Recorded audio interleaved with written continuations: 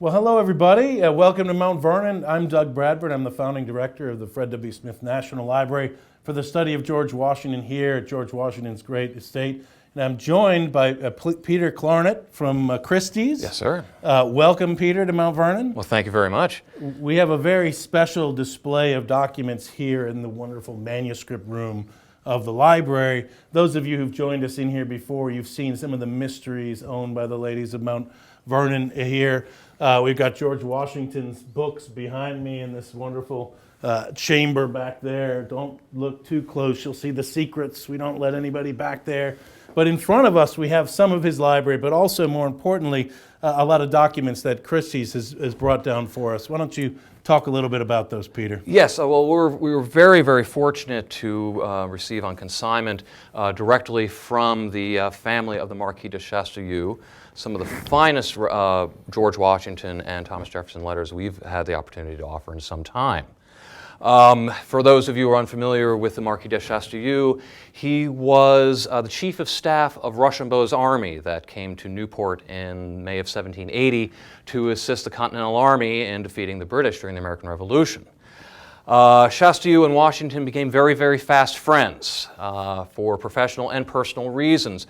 Chastellux was one of the few in the officer corps who actually spoke English fluently, and so he acted as translator between Washington and Rochambeau. Rochambeau, being a professional military man, did not particularly look that kindly on Washington or had that much great respect for his military prowess. Well, wait a second. Well, at least Peter. initially. I don't know about that, yes. if we say it like that. Right. But anyway, yes, go But ahead. there were certain condescensions that maybe Rochambeau offered towards Washington that grated him. Chastellux did a great service in being a diplomat between the two and really smoothed out the relations between these two commanders. It is extraordinary that you have this incredible array of armies, the American and the French, the Americans, traditional enemies of the French Catholic people, Yes. In many cases, don't speak the same language at all. They just driven them out of North America. Maneuvering all these groups together, and the great success at Yorktown, Chastellux is going to play a crucial role. Crucial role. In being that mediator between Rochambeau and Washington. Exactly. And in certain instances, this is not necessarily well known, but Yorktown was not on even Washington's radar screen in the beginning of 1781. The master plan was to attack the British stronghold in New York City with a combined French naval force coming up from the Caribbean and a combined Franco-American force converging on Manhattan. Rochambeau did not think this was a good idea. That was a terrible idea. The Hudson River is very wide. The British fortifications extraordinarily, very, very strong. He feared the operation could go very, very badly. Chastellux, to his credit, sided with Washington's initial thoughts that we should attack New York. However, after they actually went and reconnoitered the northern reaches of Manhattan, they even crossed the Harlem River a couple of times and took some rides around present-day Harlem. Washington came to his own conclusion that this would be a very, very foolish idea. And about the same time, they of course received news that the fleet, the French fleet under the command of the Comte de Grasse, had arrived off Chesapeake Bay, where of course Cornwallis's army was then lying at Yorktown. And then the rest, of course, is history. Yeah, that's right, Peter. And now, not many of these letters, well, none of these letters deal with that great story. They don't. Talk about a little bit of a later period. So why don't we talk about what we have here? Absolutely. Chastellux, after Chastellux left America in 1783, he kept up a correspondence with many Americans, and Washington and Jefferson among the most prominent. So we have a wonderful series of letters detailing where Washington expresses his feelings as the war is coming to an end. Here is this first wonderful letter where he discusses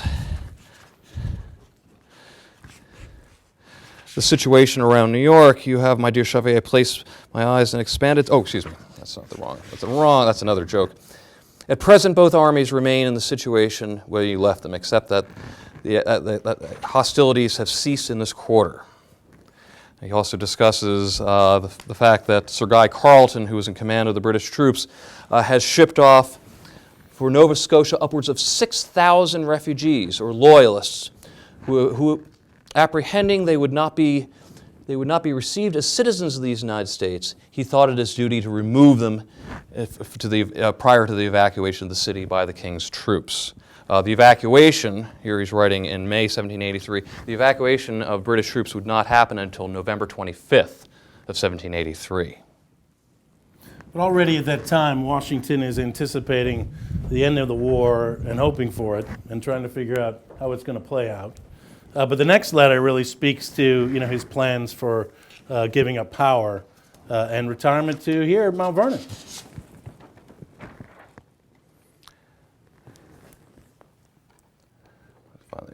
Find a good passage here.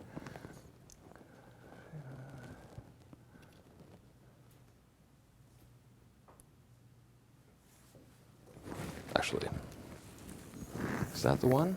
Yeah, there's so much. Here it is. That's right. There it is. Thank you. He's talking about right here that it's a disagreeable situation, being anxiously desirous to quit the walks of public life and under my own vine and my own fig tree to enjoy the pleasures of retirement. Exactly. And that, of course, is the vine and fig tree reference. As you know, it's something Washington uses over 40 times in his correspondence. It's 40 times? Yeah, it's one of his favorite lines. It's from the book of Micah. Right. Of course, and and references that. He's more famous, perhaps, in using it in this letter. Yeah. And one other thing on the vine and fig, I mean, of course, it's in the Hamilton Broadway play right now, in the farewell address song. That's right.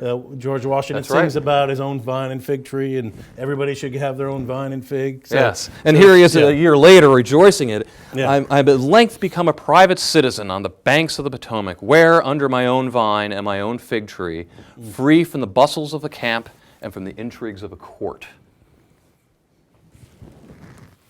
Yeah, and I think if you go on a little bit more, and he says, I shall view the busy world with a calm indifference and with the serenity of mind of the soldier, under the calm lights of a mild philosophy, which is a quote from Cato. That's right. Joseph Addison's Cato was one of George Washington's favorite plays. We know that he read it early in life. He quotes it throughout life. A lot of great quotes from there, like, I wish I had more than one life to live, to give from the service of my country, or give us not change in slavery, but liberty and death. All these quotes that the founding generation used quite a bit, and here Washington's using one that we haven't heard of, but it's a clear reference that would have been known by Chastellux and everybody else. Absolutely, absolutely. So it's interesting because these letters, I think Washington, he's very careful, in revealing the inner man. He is. And in these letters to Chastellux, he's letting himself go a little bit. I mean, they developed a good relationship, a great rapport during the time they spent together in the war. And as we see, as we walk through them, we'll get more of that kind of inner Washington, I think. Very much so. I think very much so. The 1788 letter is probably the greatest example of this. One of the denser letters I've had the opportunity to catalog. He starts off rejoicing in the news that Chastellux is finally married. And we actually get, and you might be able to do this better, he actually cracks a joke here, believe it or not. It's a long one, but I think we're maybe here. He goes on and on. He starts with the very beginning of, he's really playing with him. He was delighted to come across that plain American word, my wife. A wife! Yeah, the exclamation point. Yeah. My dear Marquis, I can hardly refrain from smiling that finding you are caught at last. I saw by the eulogium you often made on the happiness of domestic life in America that you had swallowed the bait and that you would assure be taken as you was a philosopher and a soldier.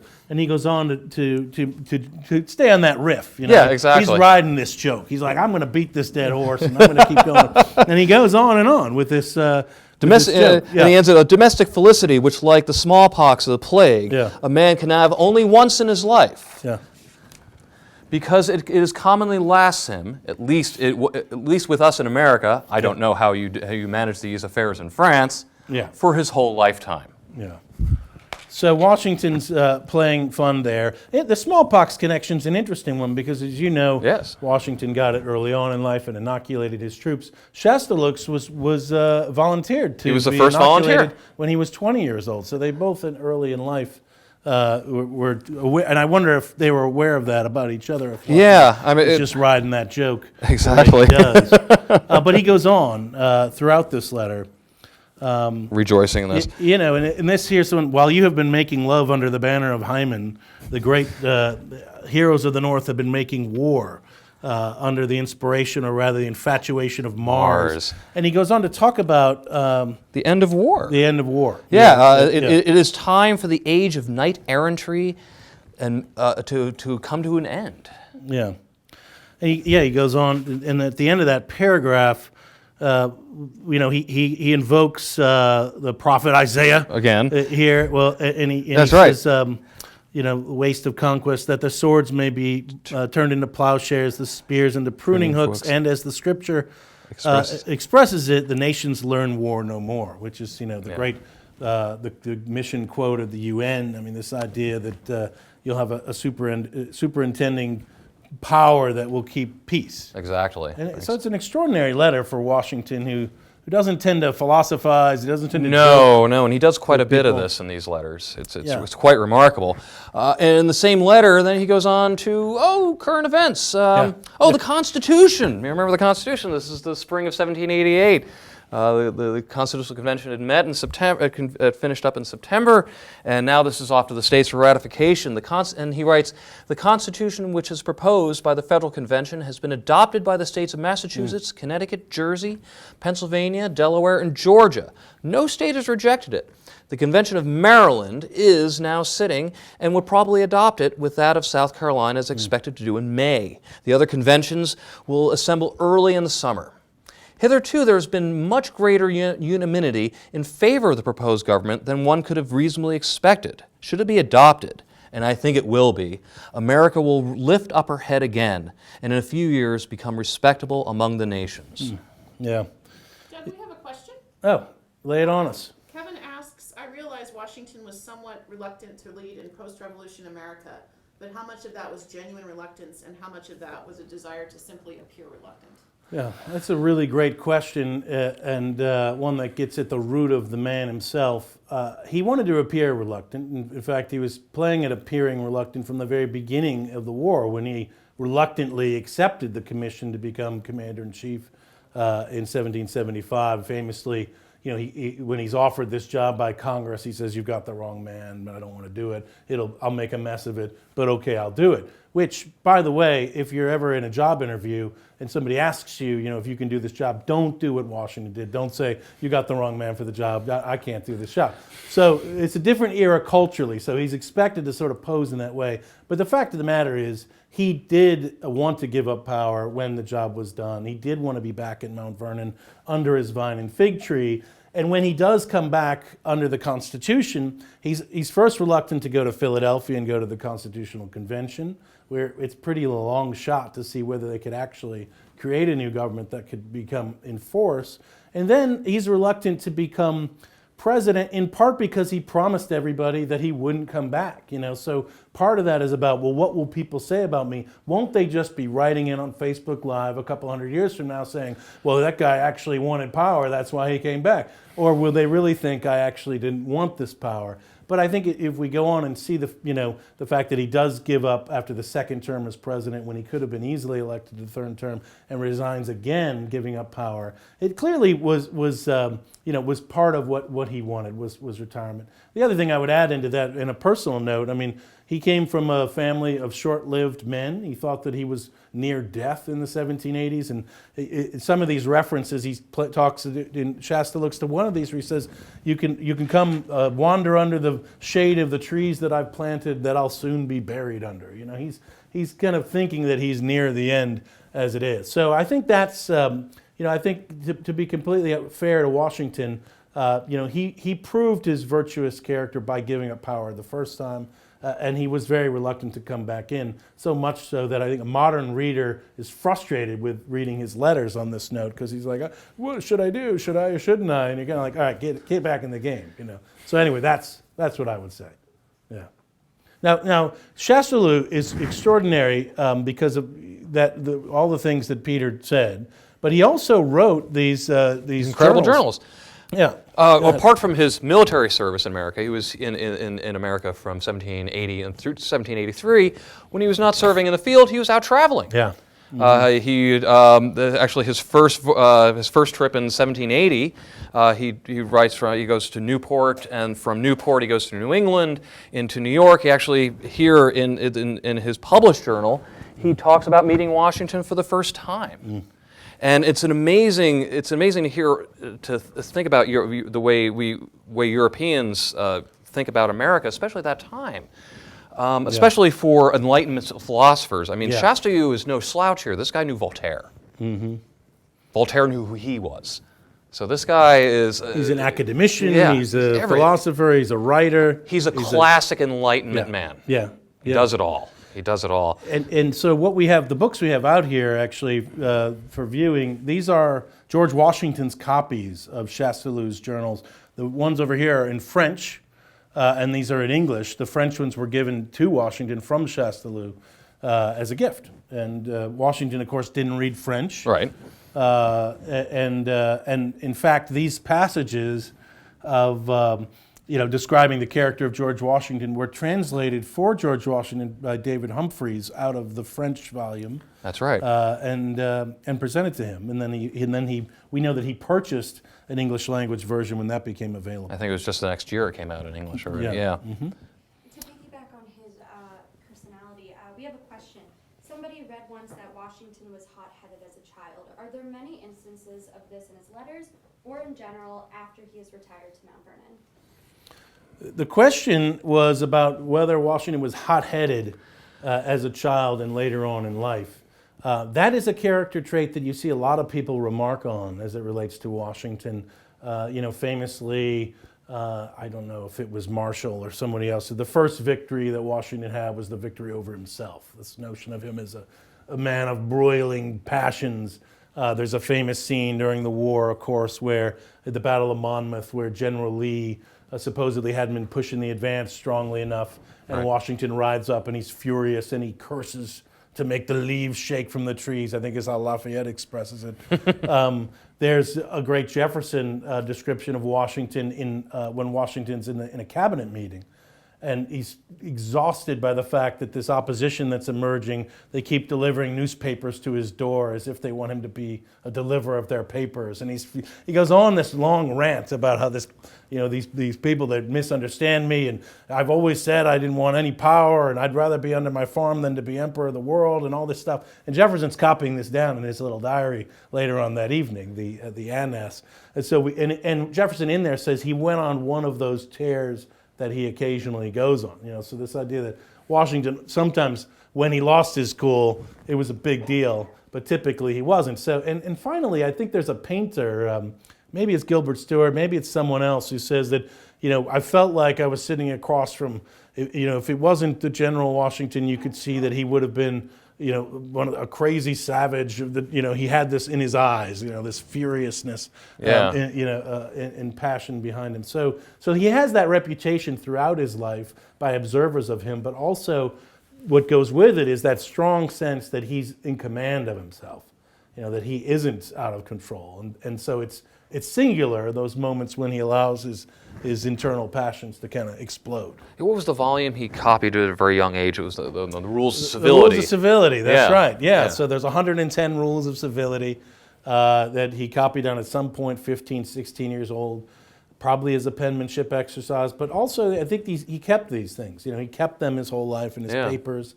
They really are how to behave, how to behave in a world that's based on manners and based on hierarchy and Very based much on so, behavior. especially in Virginia. And as you know, Washington, we mentioned he couldn't speak French, so he's very sensitive of his lack of a formal education.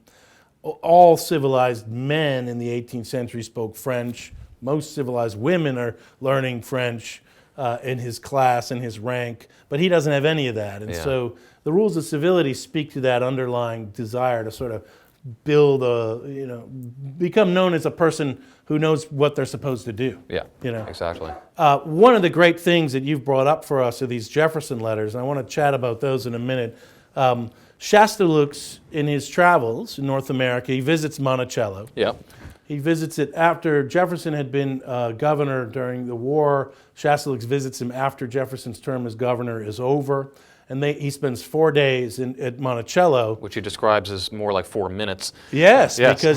because they were so simpatico. They conversed about art and philosophy and architecture. And in his description of his visit with Jefferson, he goes into his own tangent about the cutting of trees and the climate change within Virginia. Yes. And then 2 pages in, he catches himself, oh, see, this is just what it was like. Yeah, it's very pretentious, typical Jeffersonian stuff. But he loves Jefferson, and they have the great evening of Ossian, where they're reading the poems of Right. Ossian, and they're drinking wine, and but he's very impressed by Jefferson, and so it's great that you have some of these classic letters from Jefferson to Shasta-Lux. What do we know about these? I haven't had a chance to read them.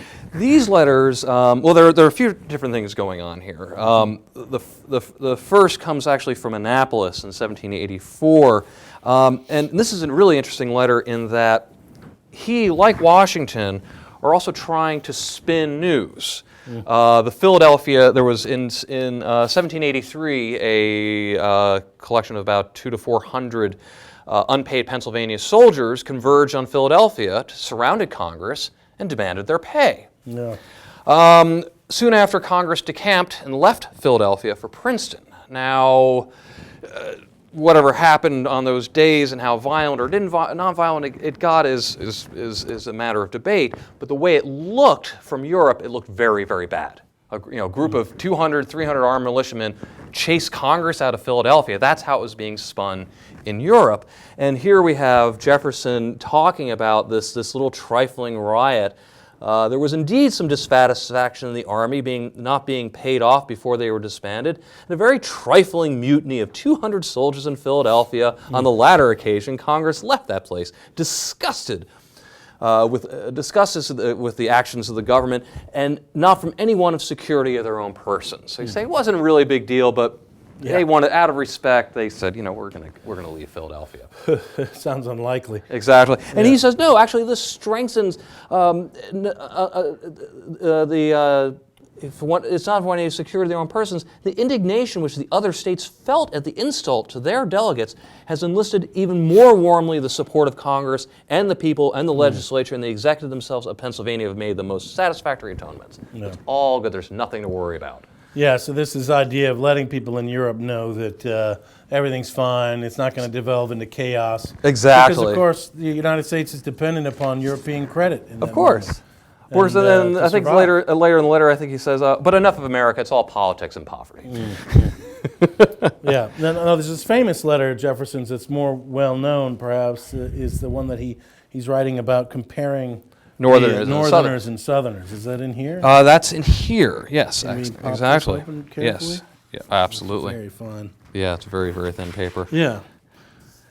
So, Ever the philosopher here, he's talking about the national character of these two different regions of the country. Exactly. Yeah, and the characters of the several states. In the north, they are cool, sober, laborious, persevering, independent, jealous of their own liberties and just to others, interested, chicaning, superstitious and hypocritical in their religion. In the south, they are, what's that first word? Fiery. Oh yeah, fiery, voluptuary, indolent, unsteady, independent, jealous of their own liberties, but hampering on those of others, trampling on those of others. Yeah. Generous, candid, without attachment or pretension to any religion but that of the heart. So very interesting portrayal of the two different peoples of America at the time. But as someone who's also interested in subtlety, he qualifies this, and he says these characteristics grow weaker and weaker by gradation from north to south and south to north, insomuch that an observing traveler, without the aid of a quadrant, may always know his latitude by the character of the people among he finds himself. It is in Pennsylvania that the two characteristics seem to meet and blend, and to form a people free of the extremes of both vice and virtue. Yeah, interesting. Yeah, fascinating. Well, we got a question from online. Yes, to go back to the women in Washington's life, we have a question Washington often turned to her for opinion or advice? Yeah, it's a great question. Let's be clear about one thing in this story about George Washington. Martha Washington chose George Washington to be her husband. She was the wealthiest widow, the most eligible woman in Virginia, and she chose this gangly war hero at the time, and he was fortunate enough for her to do that because the wealth that she brought in to his relationship allowed him to expand his own business operations and really become the great man that he would play in colonial Virginia. I think the story of Martha is an undertold one, and it's a really significant one because I think she brings to Washington a lot of strength into that relationship, which is an argument that Flora Fraser has made in her recent book called The Washingtons, which looks at their relationship based on the latest researches. But if you look at Washington, for instance, George Washington in the French and Indian War, we talked a little bit about his mastery over his passions, and he's very unstudied, and he's not politic, and he's easily frustrated, and I think he's deeply insecure at certain levels. And Martha, I think, brings a lot of stability and strength into his character. As far as her opinions and personality go, they're very different. I mean, she's seen as more cheerful and she's more hospitable. She's more like the Virginian center of hospitality. She's really mistress of the estate and runs everything at Mount Vernon and deals with the hundreds of people that are coming through all the time. She is clearly interested in different kinds of books. She's reading books on travel that we know that she's asking him, hoping for him to buy. So she's her own person and an important figure in the Revolution itself. She's always there. Goes to visit him in winter camp throughout the war. Represents in doing that kind of a standard for what a virtuous wife of a soldier should be, and rallies the wives of the other officers together. And similarly, when she's the first lady, trying to figure out what is the role in this very unique, strange Republican system of the wife of the chief executive, both in society, but also in sort of the informal diplomacy of the table. She's crucially important in all those things. So she can't be forgotten. She can be overshadowed sometimes, I think, by Washington, who cut such a large figure through history at the time, but she's a crucial part of the story. And why do you think she destroyed the correspondence after? Okay, so the question is about the destruction of the correspondence between George and Martha Washington. What we know is that we don't have any.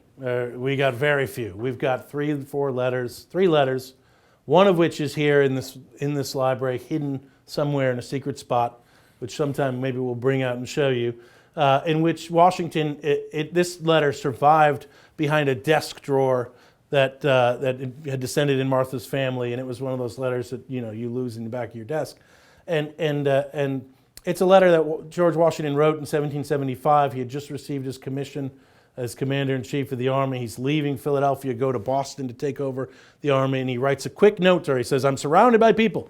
I didn't have time to write anything long, but I retain for you an unalterable affection which neither time nor distance can change." And then I'll be home by Christmas.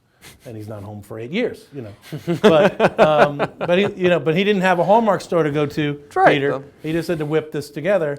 So that's great. And I think she destroyed their correspondence, or it was destroyed because it was private. And she wanted it to remain private. I mean, his papers already in the 1780s, before he becomes president, people are going through these to write histories of the Revolution. They're going to be pawed over. People are going to see him. She knows this. It's not uncommon in the 18th century for men and women to burn or destroy their private correspondence. In fact, on Jefferson's wife, on her deathbed, makes him bring their correspondence out and burn it in front of her. So this is, particularly for public figures, this is something that happened quite a bit. Just start to wrap it up. Do you want to talk a bit about the auction? Yes. Well, these letters will be coming up for sale at auction at Christie's, New York on December 14th. They will be offered, will be nine pieces in total. This will be the first of 2 installments of the Archives of Chastellux. More will be coming in June. Well, it's extraordinary. Thank you so much for bringing these out here, Peter. No, thank you for having us. Thanks everybody for tuning in live to See the mysteries in the Washington Library.